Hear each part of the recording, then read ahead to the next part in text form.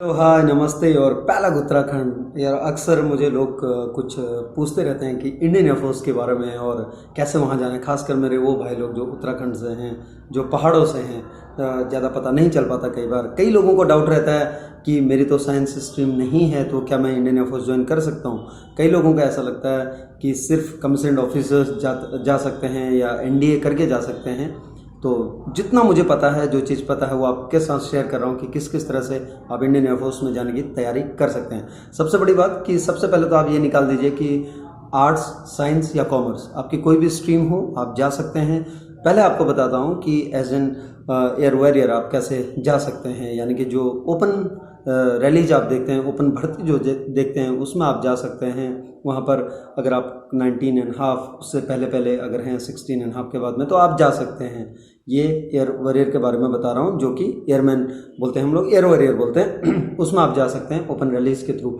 अगर आपने पढ़ लिया, ज़्यादा पढ़ लिया इन द सेंस कि अगर पीजी कर लिया और साथ में बीएड भी हैं, तो बीएड करने के बाद में अगर आप 27 तक हैं तो एजुकेशन सार्जेंट जो हैं वो भी जा सकते हैं। एजुकेशन स्ट्रीम में वो सीधे सार्जेंट जाते हैं, यानी कि हवलदार जाते हैं। वो जो आप लोग अक्सर आर्मी में जो लोग ट्राई करते हैं वो एजुकेशन हवलदार सुनते हैं, तो एजुकेशन सार्जेंट आप जा सकते हैं इंडियन एयरफोर्स में। अब बारी आती है कि कमीशन्ड ऑफिसर, वो कैसे जा सकते हैं। कमीशन्ड ऑफिसर मैन और वुमेन दोनों जा सकते हैं, यानी कि लड़कियां भी जा सकते हैं। बहुत सारी अपॉर्चुनिटीज़ हैं, बहुत सारी चीज़ें हैं।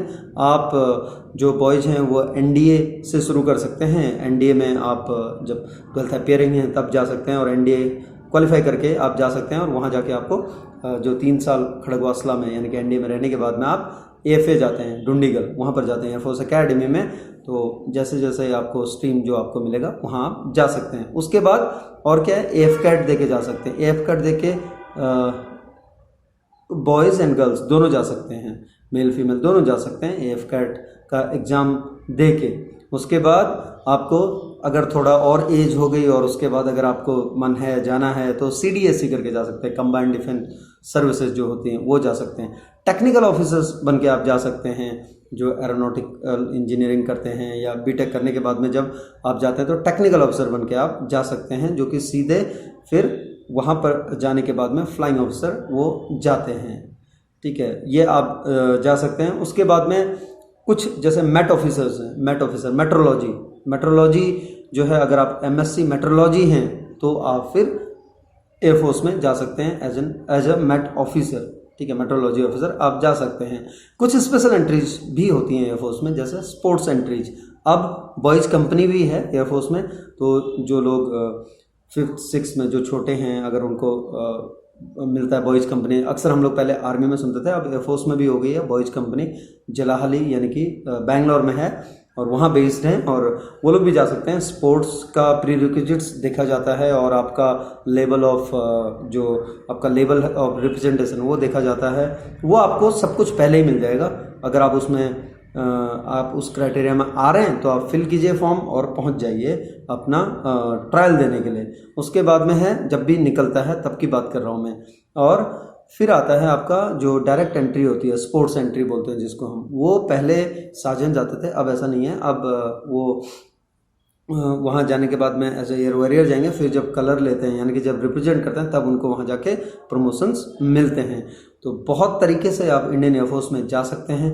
12th के बाद जा सकते हैं, ग्रेजुएशन के बाद जा सकते हैं, पीजी के बाद जा सकते हैं। यानी कि जब आप 27.5 तक जब आप नहीं हुए 27.5 साल के, तब तक आप ट्राई करते रह सकते हैं। अगर डायरेक्ट बाहर से जा रहे हैं तो, अगर डायरेक्ट बाहर से मतलब सिविल से आप अगर एयरफोर्स में ट्राई करना चाहते हैं। गर्ल्स एंड बॉयज़ दोनों जा सकते हैं। गर्ल्स के लिए सिर्फ जो कमीशन्ड ऑफिसर हैं उसी में है। तो अपॉर्चुनिटीज़ बहुत हैं, बहुत मज़ा आएगा। जब नीली वर्दी वालों का दल निकलता है तो एक अलग रहता है। जैसे कि आप उनका जो लाइन है वो भी हम देखते हैं इंडियन एयरफोर्स का, touch the sky with glory. So if you have that zeal, if you have that passion in you to touch the sky with glory, तो आप जा सकते हैं।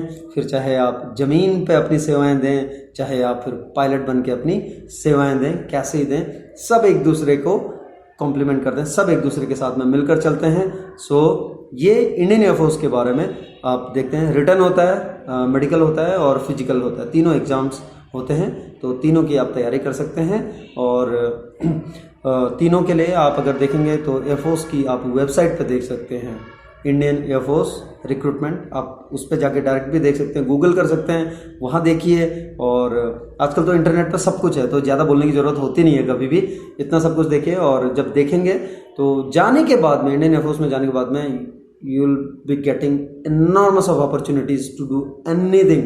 आप नाम लो, आप वो चीज़ वहाँ कर सकते हैं।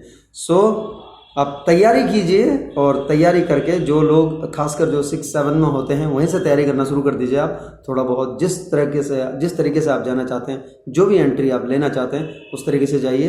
And be a good air warrior and be a good air officer. आप बनिए, जाइए, and you will get an opportunity to serve the nation. ठीक है, आप देश सेवा के लिए इंडियन एयरफोर्स का भाग बनकर, उसका हिस्सा बनकर, या इंडियन एयरफोर्स में जाके आप कर सकते हैं। So all the best. जिसको जो भी डाउट होगा प्लीज़ डू कमेंट, आप कमेंट बॉक्स में से लिखिए, मैं कोशिश करूँगा उसको रिप्लाई करने का। और अगर आपको कुछ भी है तो मेरा नंबर भी मैं वहाँ पर दे के रखता हूँ, तो आप मुझे भी कर सकते हैं। ये चीज़ था। बाकी इंटरनेट पर आपको सब कुछ मिल जाएगा। ऑफिशियल वेबसाइट है जो इंडियन एयरफोर्स, उसमें भी आप जाके देख सकते हैं। So all the best those who were in doubt whether we can go or not. I hope कि आपको क्लियर हो गया होगा कि स्ट्रीम के बाद भी आप जा सकते हैं। So all the best.